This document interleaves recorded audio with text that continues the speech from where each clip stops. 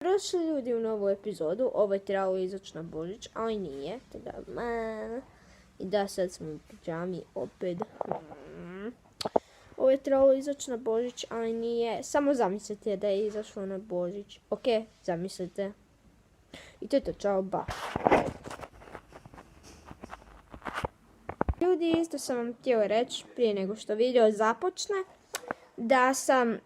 da je imao jedan video koji sam bio snimio, zapravo jučer ujutro, pa nisam pokazao sve darove, uglavnom već sam vidjeli Kops majicu, ovo isto, ja sam fan Marka Kopsa, i dobio sam ovaj Circuit Mess, čudo, ja znam programirati.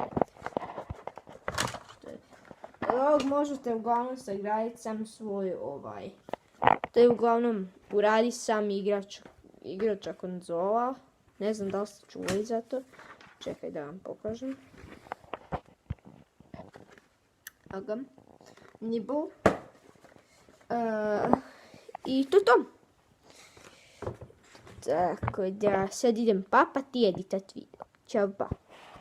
Mislim čao ba dalje. Znači, prije nego što zapravo dobijem one slike, da vam pokažem ovu Kops majicu, zato što sponzoriram mog frenda Marko, GG's to you ako ovo gledaš.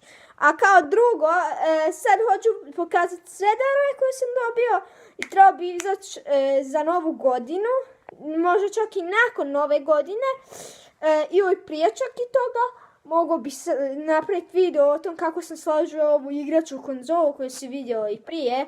I da spao sam dolje zato je tak bilo sve neuredno. Sada vam pokažem ostale darove. Pa! Znači ovo sam dobio kod Dide i Bake. I nju sam dobio kod Dide i Bake. Točno! Uglavnom ovo je my big boy. My big brother. Yes, he's very big. Promijenili smo svjetlo. Moja draga. Today we are very thick. Yes. Dobro izgleda. A kao, sad dio koji ste najviše htjeli čekati.